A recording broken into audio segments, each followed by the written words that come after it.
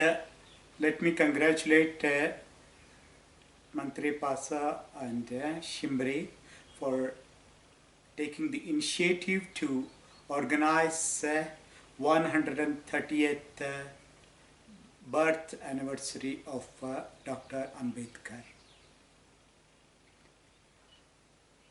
You know, in history, we have different kinds of people who made their impact.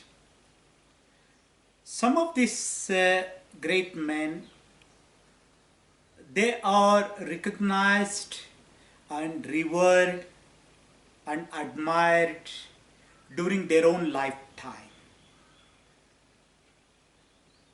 So we have many people in our own country, people like Gandhi, Nehru, Patel, or elsewhere, people like Abraham Lincoln, Mandela.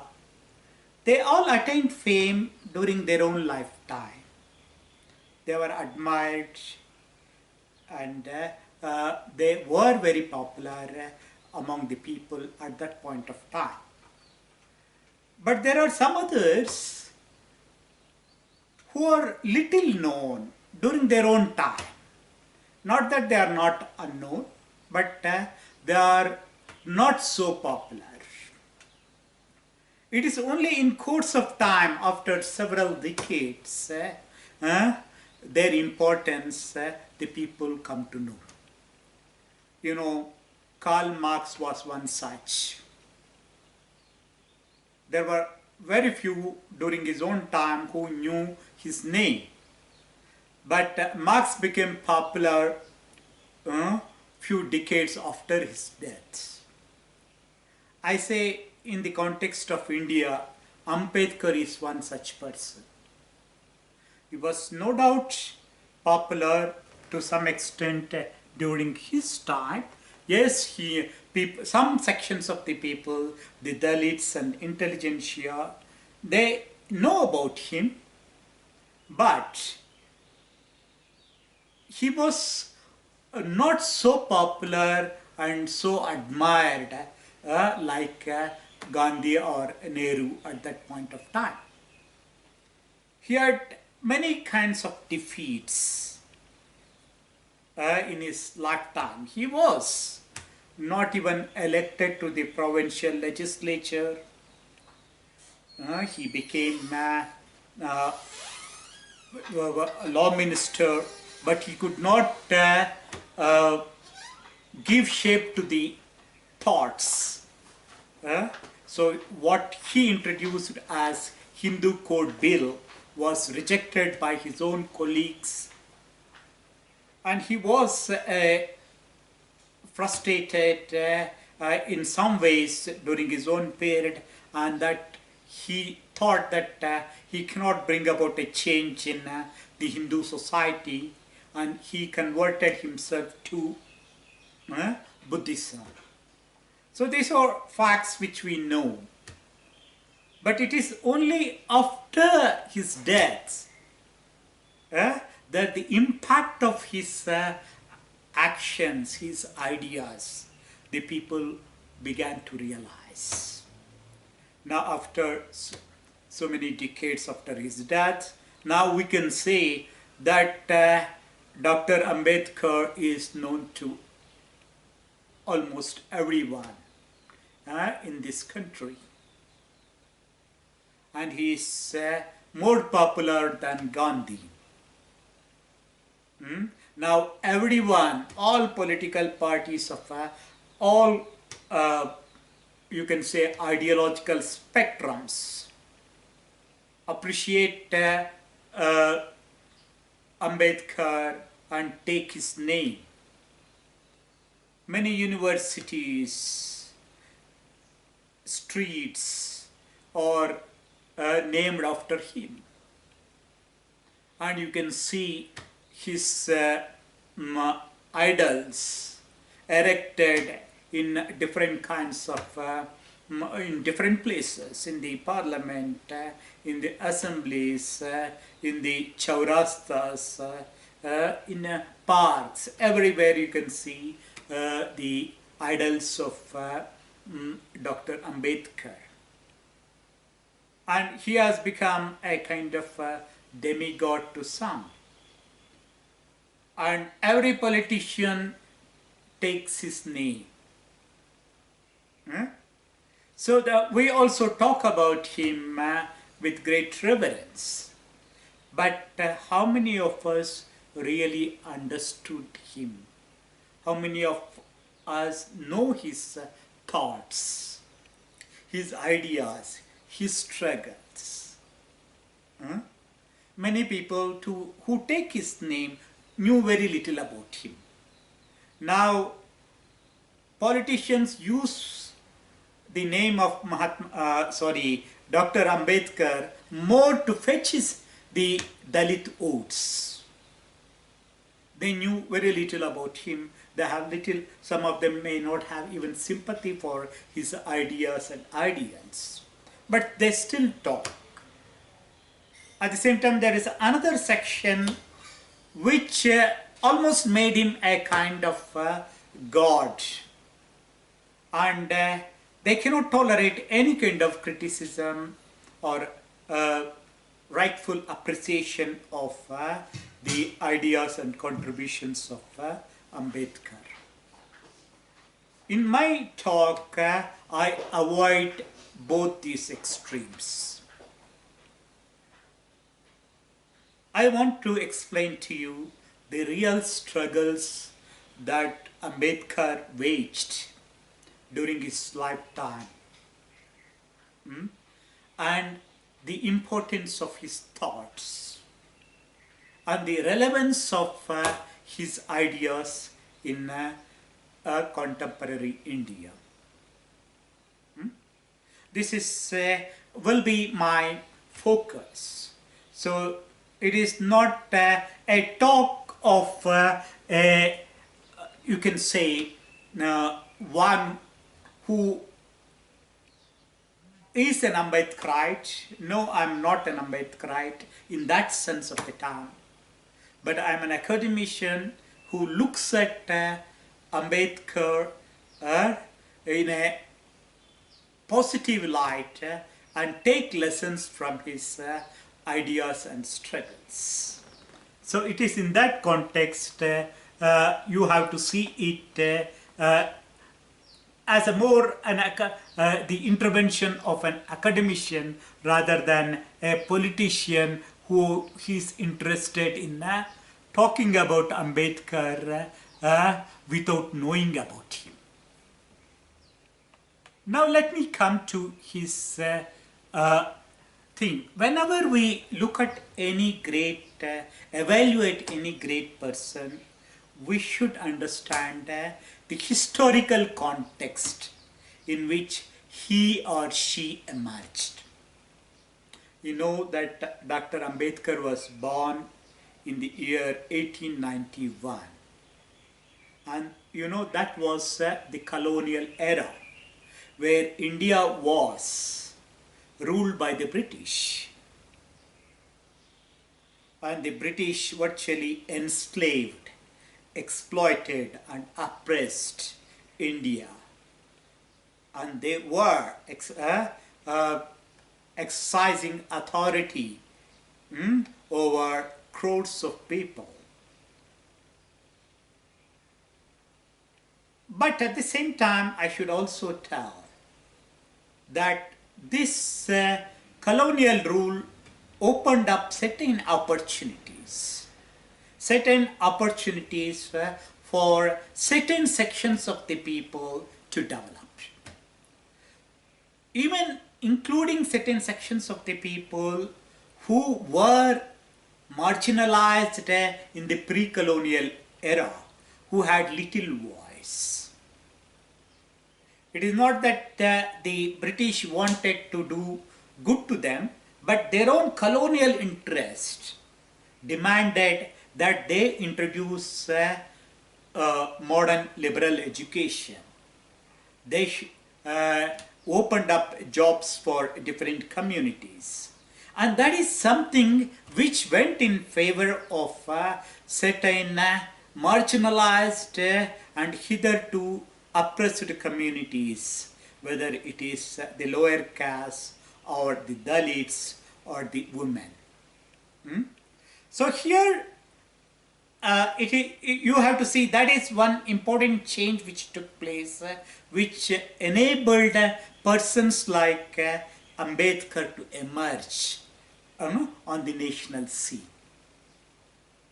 Then that was also the period when against the foreign domination, the nationalist ideas were emerging and freedom struggle was taking shape.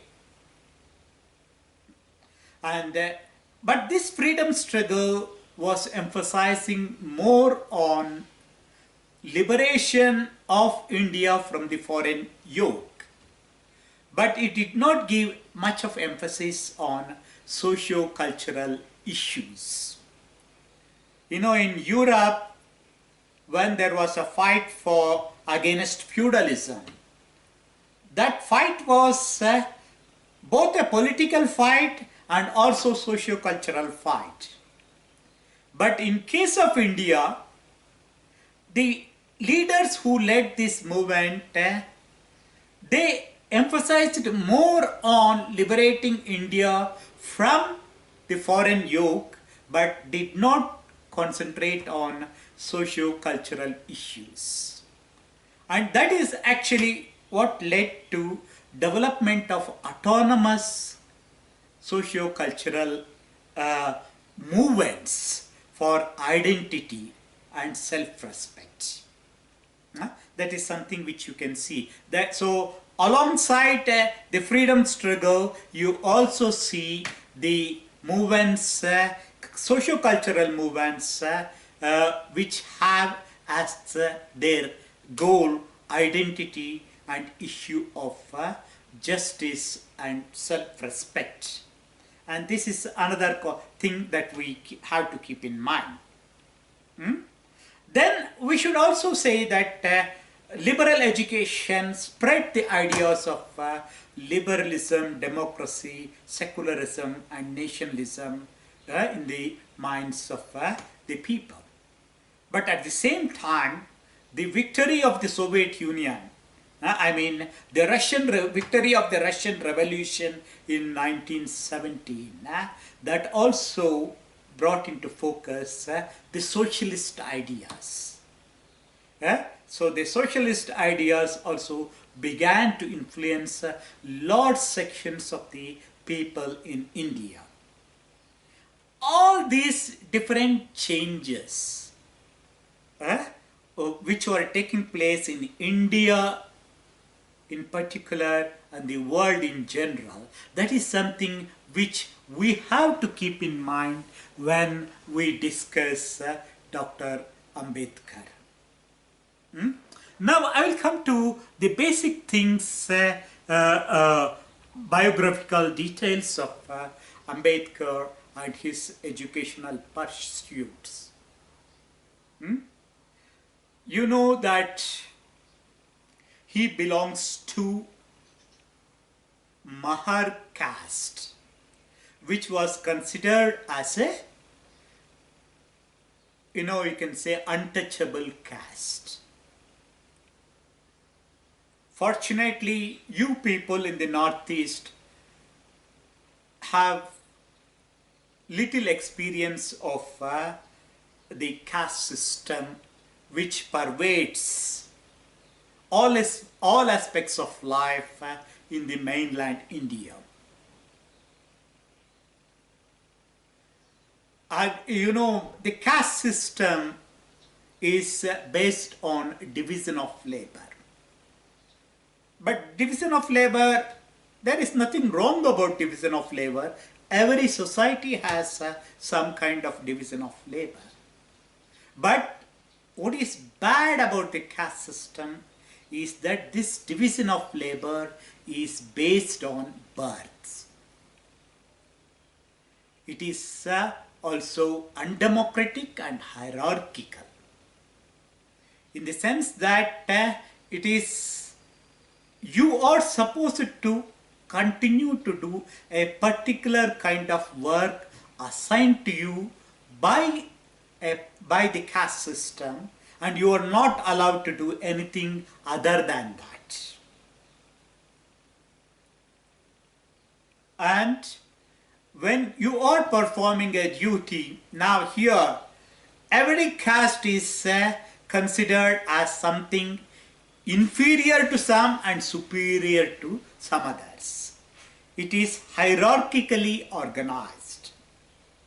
It is hierarchically organized, and as a result you can see everybody is considered as superior to some caste and inferior to some other castes. So this is another aspect which we need to keep in mind. And it is undemocratic in the sense that there is no freedom, there is no choice. No choice. So nobody can rise up from their status and enter into another caste. Say, the class system, a rich man can become poor and poor man can become rich. But such a thing cannot happen in the caste system.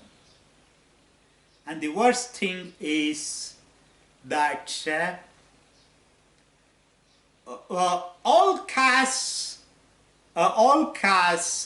they have to be among their own caste members, marry within their caste, and any kind of transgressions are considered as you can say something illegal, and it can be punished.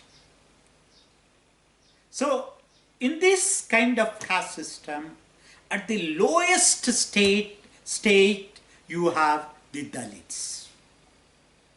So these Dalits are considered as untouchable castes. They were considered as people who had to do menial jobs like cleaning lavatories, cleaning the dead carcass, and sweeping and such kind of things. They are considered as unholy, unclean. They were not allowed to live in the villages. They had to live in the outskirts. They had no access to education. They were not allowed to wear or live in a dignified manner. And this was the position. Of course, this was there in the ancient India and also in medieval India. It was only during the British period that some changes started taking place because of the introduction of liberal education and because of making it accessible to other castes. And it also gave opportunity for some of the lower castes to take up jobs other than what was assigned to them by the caste system. And one of the fortunate member was Ambedkar's father, who got job as Subedar in the British Army. So he took up some job which is different from the job assigned to him by the caste system. So having worked in the army, he understood the importance of education, and he educated his children as well. And Ambedkar was one who took advantage of this education. He was sent to schools. But though he was sent to school, the way that humiliation that he had to experience in the schools was enormous. When he went to the schools, he was not allowed to sit on bench. He was expected to bring a gunny bag every day and sit on the gunny bag. He was not permitted to open the tap and drink water because it was considered that by touching water it becomes impure. He was not allowed to sit in uh, the cart carrying this other school children, because it was not to the liking of the children of the upper caste. And the humiliation was such that even the barber did not want to cut his hair, and he had to cut his hair himself. So he faced such kinds of humiliation during his own school days. But that did not deter him from pursuing his studies. In spite of all these problems, he pursued his studies and completed his school education. He was the first in his own caste or in his locality, Satara, from his caste, who has completed his 10th class. And that was considered as something great at that point of time. But he did not stop with that. He went to Bombay and studied PUC in Elphinstone College. And afterwards, he did his degree in Bombay University. And you know, when he did so well that his performance was so good that it attracted the attention of Maharaja of Baroda, who was a progressive man. He understood the talent of this boy, and he sponsored scholarship, which enabled Ambedkar to go to US and study in Columbia University. You know, he did his MA and PhD in economics in Columbia University.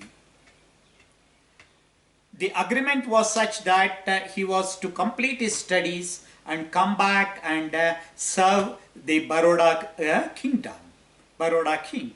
So he came back and served for some time and again went, and this time to London.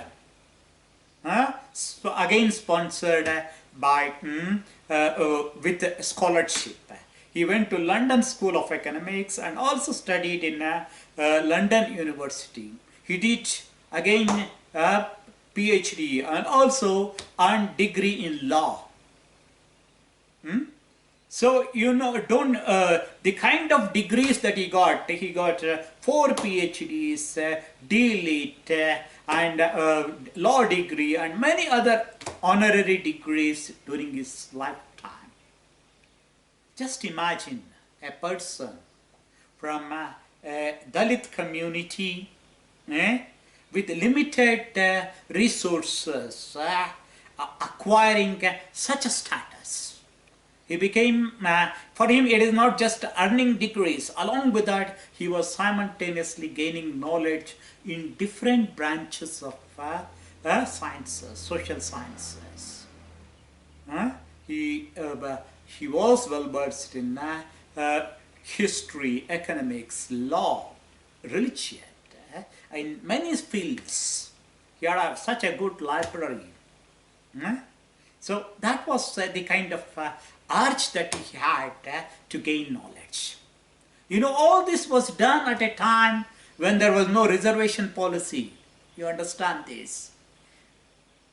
It is only through his hard work and dedication he proved to the upper caste people who believe that knowledge is the monopoly of only few people, Brahmins or other upper castes.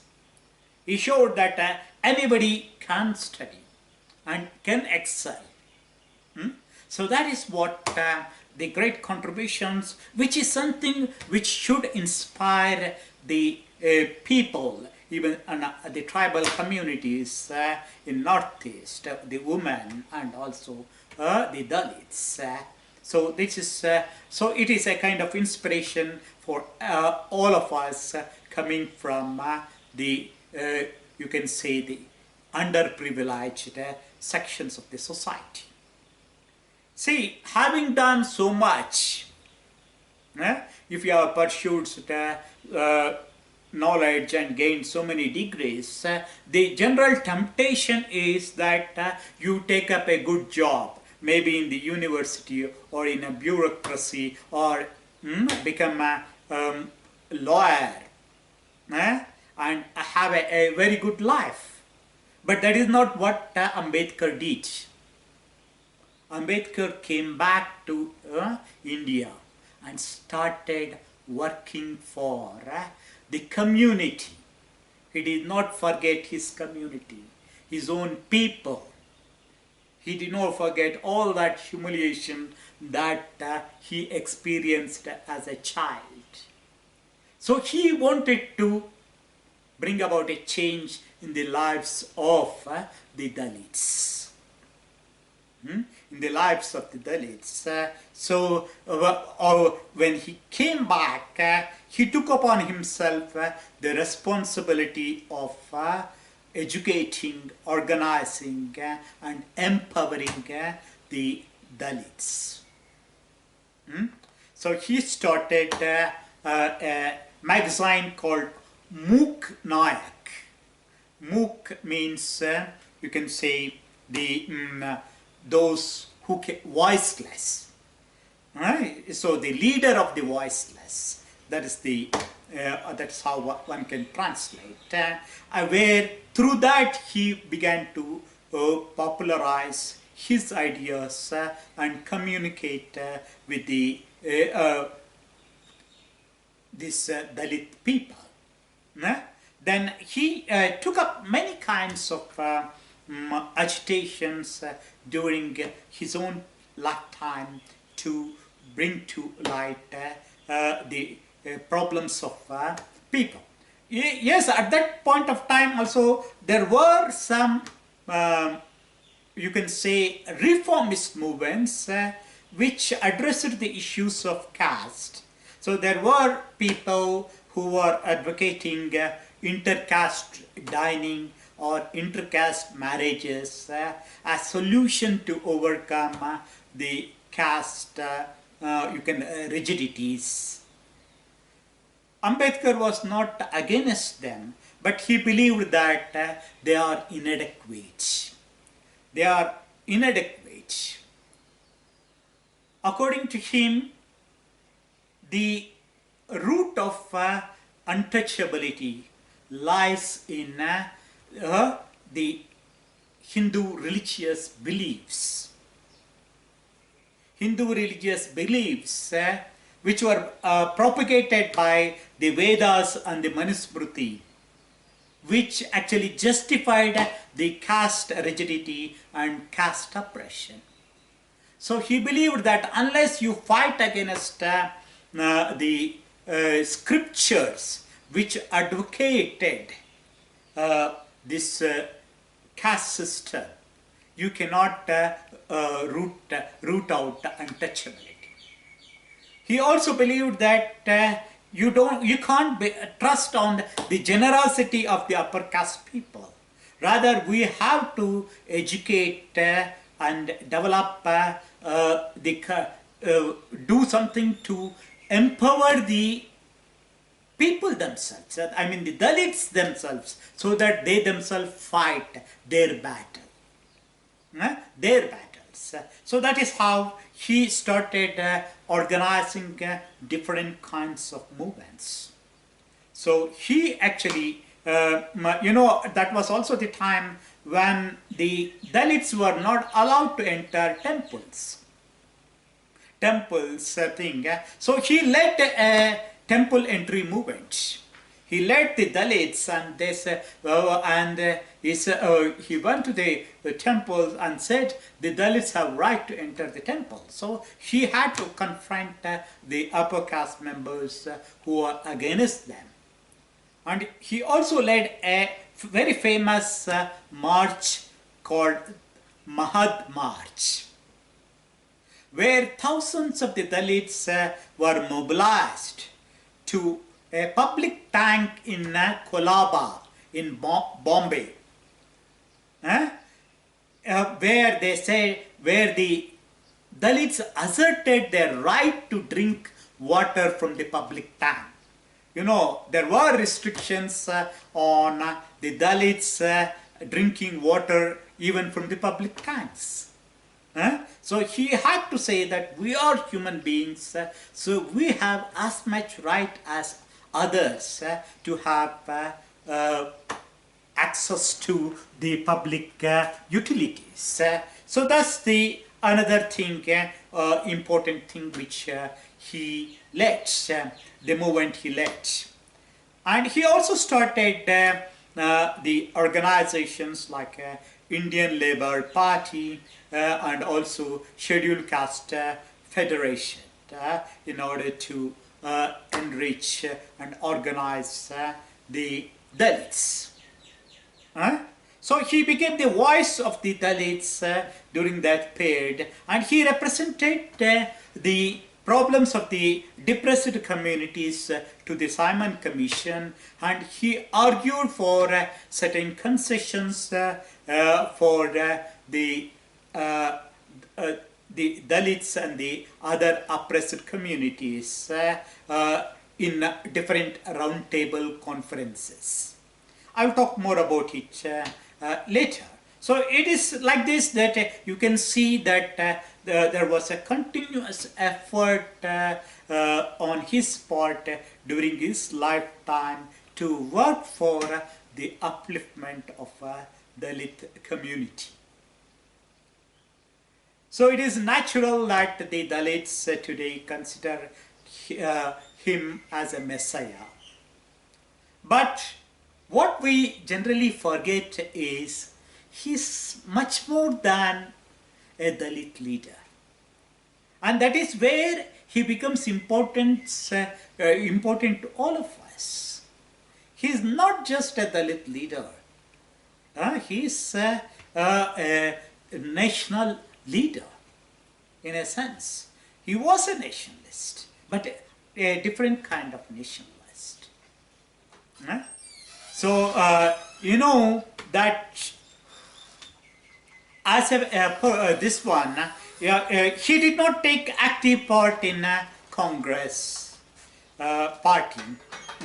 You can see that when he returned back to India from England, he was enthused by this nationalist movement.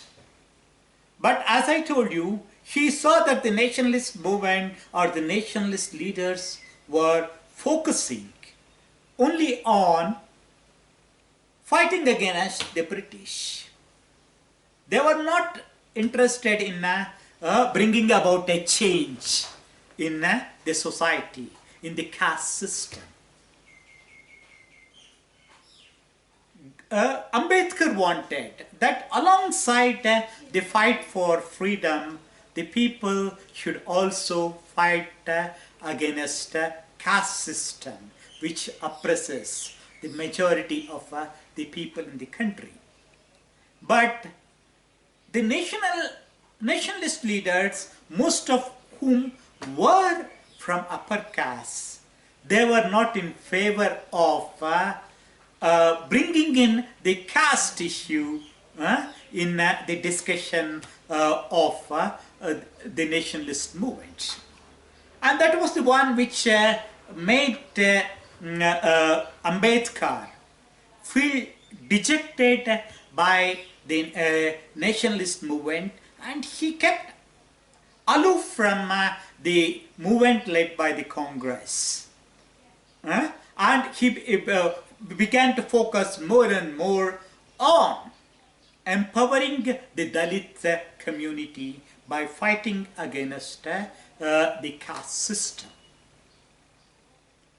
And interestingly, where Gandhi recognized his capability and his intellectual abilities, and Gandhi entered into a dialogue with Ambedkar. And there was a very interesting interaction between Gandhi and Ambedkar on caste system. Gandhi was of the view that untouchability is a sin. He was very clear about it. He said untouchability is sin, nobody should be humiliated, and the Dalits or the Harijans, he called them, should be treated as human beings. He kept those Harijans in his own ashram, and he started doing the work of a Harijan by cleaning the lavatories and others. That is his way of conveying to the people that Harijans also should be respected. But the problem with Gandhi was that he believed that untouchability is a sin, but caste system is rational. He did not find anything wrong with the caste system. He believed that the caste system is a rational division of labor, and in all kinds of society we have 4 kinds of varnas. And he thought the caste system should be there, but there should not be untouchability. But it is where Ambedkar differed. Ambedkar argued that untouchability is the byproduct of the caste system. Byproduct of the caste system, and as long as there is caste system, there is going to be untouchability. So you cannot say I would fight against untouchability, but I keep the caste system intact. He believed that there is a need to fight, root out the caste system, which alone liberates the untouchables. So that was these ideological differences were there between Gandhi and Ambedkar. And these ideological differences went to a high pitch in the 1930s when Ambedkar advocated separate electorate for the Dalits or the scheduled castes. So in the roundtable conferences, he was pleading that like the Muslims, the Dalits or the scheduled caste should also have a separate electorates so that their own members elect their own representatives. So that was the kind of thing, but that was something which Gandhi opposed. Gandhi believed that these separate electorates will divide the Hindu people, and it was it actually come in the way of anti-imperialist movement. He went on a hunger strike in Pune jail against against Ambedkar's decision. And that actually brought so much of pressure on Ambedkar that Ambedkar was later forced to take back his demand for the separate electorate for the Dalits. And they entered into what is called Pune Fact. And that Pune Fact became the foundation for what we today consider as reservation policy.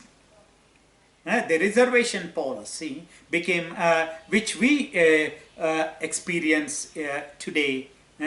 This is the byproduct of that Pune Pact. Somehow the experience of this confrontation was such that Ambedkar lost faith in Gandhi, and he considered, he said, I never call Gandhi as Mahatma Gandhi. And that is what he stuck to in his whole life. He only called him by name and never as Mahatma Gandhi. So this is a very interesting phase in that. And then there is another thing. Why is it that he did not even go with the communists? By that time there was a Communist Party of India working and operating in India. And you can see that Ambedkar had regard for Marx. He wrote a book, Marx and Buddha. So he was in favor of some kind of state socialism, but he differed from Marxism on two grounds. One is that he believed that, unlike the Marxists, he believed that the state can be used for the betterment of the people. State and the law can be used for the betterment of the people. There is no need to destroy that. And he was also against violence. He was against violence. And another thing, when it comes to India, what he felt is that alongside class, there is also caste. So unless people take into consideration the caste element and caste oppression and caste inequalities, there is no way that you can bring about a revolution or change. So these were the things where he differed with the communists also, and he did not join them. Rather he started his own independent labor movement and didn't join the struggles led by the Communist Party of India at that point of time, because he considered even these leaders of the Communist Party are actually from the upper caste, and they don't have the intention of fighting against caste discrimination. And this kind of his opinions, I am frankly stating to you his own political stand. I don't take a stand here saying whether it is right or wrong. It depends on from which angle you look at it.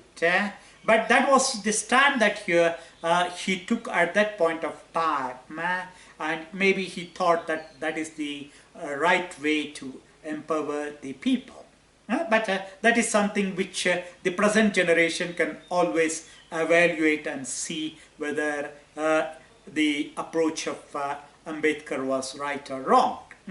But one should understand that there was sincerity in what he believed in and what he executed.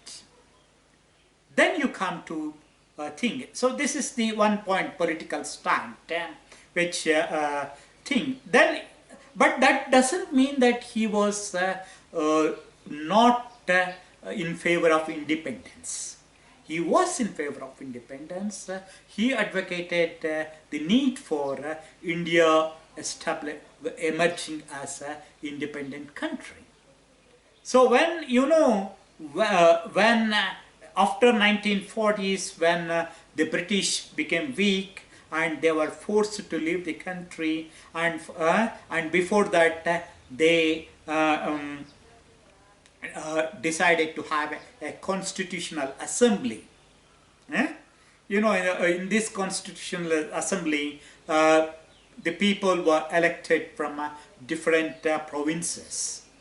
Ambedkar could not get elected from Bombay province. Rather, he was elected from Bengal province, and he entered constitutional assembly. But a very interesting thing, in spite of a very problematic relations with Gandhi, Gandhi actually advised Nehru to make Ambedkar as the chairperson of the drafting committee. So many of us here tend to say as if Ambedkar drafted the entire constitution. It is not exactly so. There was a constitutional assembly which had many members, bright minds of that time. Of course, the socialists and the communists were not allowed, but there were others representing different walks of life who were representing the constitutional assembly. There were leaders and intellectuals of the time, and within the constitutional assembly made different kinds of committees and subcommittees. different committees and subcommittees which to look into different aspects of the future India. And these committees and subcommittees gave their recommendations. And it is here that Ambedkar became important. As a chairperson of the drafting committee, he was the one who collated all the information and the recommendation from different committees and subcommittees, organized them in a logical manner, presented them in an effective way to the Constitution Assembly. And he was the one who intervened actively in defense of different provisions of the Constitution, argued, convinced, and showed the way to the members and brought some kind of consensus among the different sections of the people. I mean, the members of the Constitutional Assembly. It is in that sense he played a very important role. His own background in law, his own scholarship, all came handy in a way, and he ensured that all his ideas, his liberal secular ideas, his concerns for the depressed communities, the women, they all find a place in that constitution which he drafted. So it is in that sense he was indeed an architect of India. He played a very important role in making of the Constitution of India, for which all of us should be obliged to him. So this is another point which I would like to say. And the other one which for which we should all respect him is the role that he played in case of the women empowerment. And you know, he did not fight only for the Dalits. He also understood the problems of the tribal people.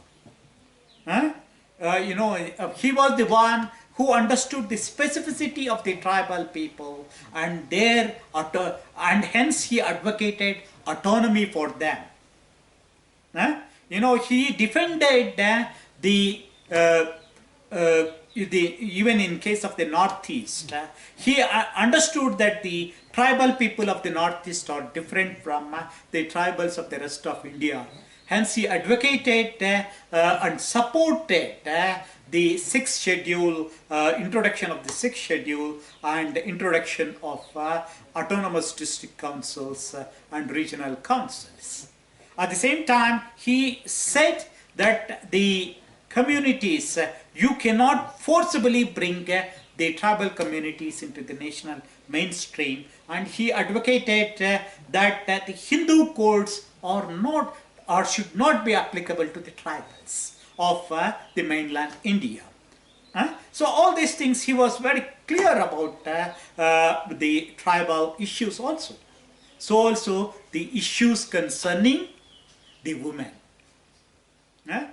He understood that the caste system is oppressing not only the Dalits but also the women.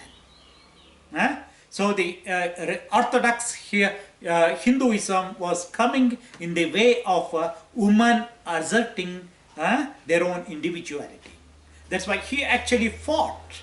He was the first, among the first to raise the issue of women's right to property, women's right to inheritance, divorce. And he was the one who advocated intercaste marriages. And hence he wanted to introduce civil marriages. He came out against polygamy and advocated strict monogamy. And all these ideas he wanted to bring it out in the form of the Hindu Code Bill. But that Hindu Code Bill was so radical that the people of that time, the Orthodox, Hindu Orthodox leaders of that time, both outside Congress and inside Congress, opposed his bill. As a result, Jawaharlal Nehru, despite having support, ideologically agreeing with Ambedkar, he could not dare to introduce Hindu Code Bill in 1949-50. And Ambedkar was so frustrated that he was forced to leave as a law minister, and he left Congress. And the rest of his time, he started working. He believed that nothing can be done to democratize the Hindu society. So what is good for the Dalits is to leave the Hindu fold and embrace Buddhism. So that was the kind of thing which he started doing, and he started working on about building organizations for you can say, the organizations of the Dalits. He started a Republican Party, a new party as a counter to Congress. So this was the kind of efforts he was doing during his time before his death. Then I come now to the last part of the story, where you need to understand the significance. What is the importance of Ambedkar today? Yes, Ambedkar continues to be relevant for the Dalits even today, because we see caste discrimination and caste oppression in some pockets of India even today. So ideas of Ambedkar continues to influence the Dalits for long time to come. But as I told you, Ambedkar is not just a Dalit leader. He is a national leader. Many of his ideas continue to have great significance for India today. You know, the kind of India that we have today is little shocking. The way the things are moving in India. You know, the democratic foundations or its secular foundations are under threat. Communalism is on the rise. And there is kind of a hero worship which is giving shape to some kind of autocracy. And we people start giving up this idea of socialistic pattern of society. And then we started looking at the thing as if economic growth is everything. And industrialization and development is pursued at the cost of the social sector development. So you can see that the inequalities are increasing. The government is abdicating its responsibility towards the poor, and it is identifying more and more with the rich. It is in this context that there is the necessity of looking at Ambedkar again. You know, Ambedkar was did not fight only for Dalits. He also had a vision for India. He may not be a socialist, but he believed in a you can say interventionist state, a kind of state socialism. He advocated that agriculture should be given equal importance along with the industry. And he wanted that social sector has to be taken care of. Education, health, hygiene, all these things are important to him. and all are now in shambles. And it is here that we need to look at once again by the ideas of Ambedkar. And Ambedkar becomes important also because of the kind of hero worship which is taking place in different political parties, which is giving birth to a kind of autocracy. So, and it is here that Ambedkar cautioned us. He cautioned us that it is wrong, that it is all right to be devotional in religion, but if we become bhakts in politics, then that would give birth to what you can say undemocratic authoritarian regime. And he also told us that the constitution is built on the principles of political democracy, but unless there is a social democracy, this political democracy doesn't work.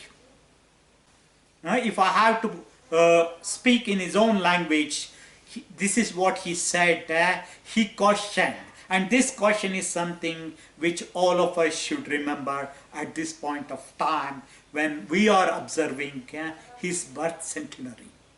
And this is what he said. On the 26th of January 1950, we are going to enter into a life of contradictions.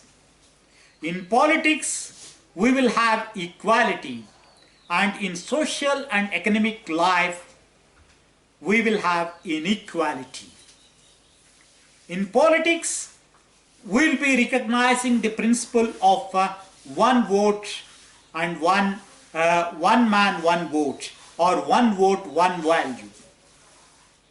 In our political, social and economic life, we shall, by reason of our own social and economic structure, continue to deny the principle of one man, one value. How long shall we continue to live this life of contradictions? How long shall we continue to deny equality in our social and economic life? If we continue to deny it for long, we will do only by putting our political democracy in peril. We must remove this contradiction of the earliest, as early as possible, or else those who suffer from inequality will blow up the structure of political democracy which this assembly has laboriously built up. This is what Ambedkar told us. We have political democracy. This is what the constitution advocates. But in society, we have social and economic inequalities. And these two things cannot go together for long. Unless you address the problems of social and economic inequalities, those who suffered because of these inequalities will fight against this constitution and blow it up. So that is the thing which he warned us. And he was the one who did not think that constitution is something which cannot be changed. Yes, constitution depending on the needs of the people, it can be thought of, you can change. But the thing should be changed for the better. But now we are experiencing a situation where things are going worse. So even the limited freedoms that the constitution gives, that are being taken away. And it is for that reason that we need to remember Ambedkar more than anyone else at this point of time to restore our, you can say, faith in the Constitution, and to ensure that the Constitution works for the betterment of all sections of the people, especially the oppressed communities, the Dalits, the tribals, and the women and the minorities. And with this, I stop my lecture, and if the organizers have any kind of doubts or questions you're ready to ask, to the best of my ability, I will try to answer to your queries. Thank you very much.